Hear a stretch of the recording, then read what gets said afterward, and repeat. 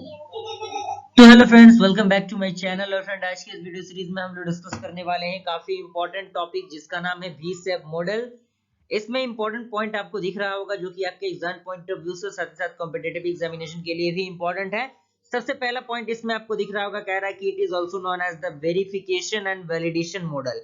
यानी इसको हम लोग वेरिफिकेशन और वैलिडेशन मॉडल के नाम से भी जानते हैं। उसके बाद सेकंड पॉइंट कह रहा है कि एक्सटेंशन ऑफ वाटरफॉल मॉडल, यानी जो वी शेप्ड होता है वो एक्सटेंशन होता है किसका, वाटरफॉल मॉडल का।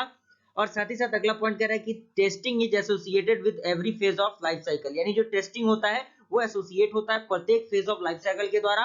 एंड इसके बाद अगला पॉइंट कह रहा है कि वेरिफिकेशन फेज, जिसमें आपका रिक्वायरमेंट एनालिसिस होता है, सिस्टम डिजाइन होता है, आर्किटेक्चर डिजाइन होता है। ये सारी चीजें आपके वेरिफिकेशन फेज के अंदर आती हैं।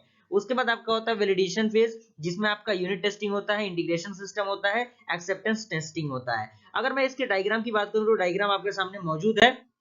यहाँ पे रिक्वायरमेंट एनालिसिस है, सिस्टम डिजाइन है, आर्किटेक्चर डिजाइन है, मॉड्यूल डिजाइन है। उसके बाद आपका कोडिंग होता है, unit testing, integration testing, system testing and acceptance. ये आपका वी शेप के अकॉर्डिंग बना हुआ है, आप इसको देख सकते हैं। एग्जामिनेशन में आपको डायग्राम भी बनाना होगा जो कि आपके लिए काफी हेल्पफुल होगा। क्लियर। उसके बाद फ्रेंड, अगर मैं एडवांटेज और डिसएडवांटेज की बात करूं तो एडवांटेज आपके सामने मौजूद है। इसमें पहला पॉइंट कह रहा है कि टाइम सेविंग, यानी ये क्या करता है, वी शेप टाइम को सेव करता है। सेकंड है कि good understanding of project in the beginning, यानी ये क्या करता है, किसी भी प्रोजेक्ट को अच्छी तरीके से समझने में मदद करता है।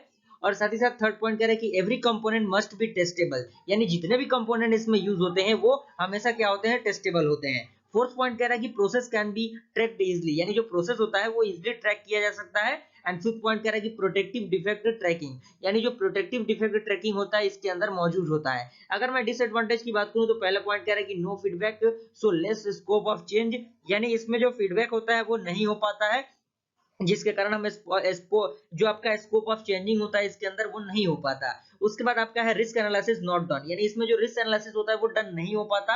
एंड थर्ड पॉइंट कह रहा है कि नॉट गुड फॉर बिग और ऑब्जेक्ट ओरिएंटेड प्रोजेक्ट, यानी ये बिग प्रोजेक्ट के लिए और ऑब्जेक्ट ओरिएंटेड प्रोजेक्ट के लिए नहीं है, इसलिए ये छोटा सा जो प्रोजेक्ट होता है उसके लिए होता है। मिलते हैं ऐसे इंटरेस्टिंग वीडियो के साथ, तब तक के लिए थैंक यू।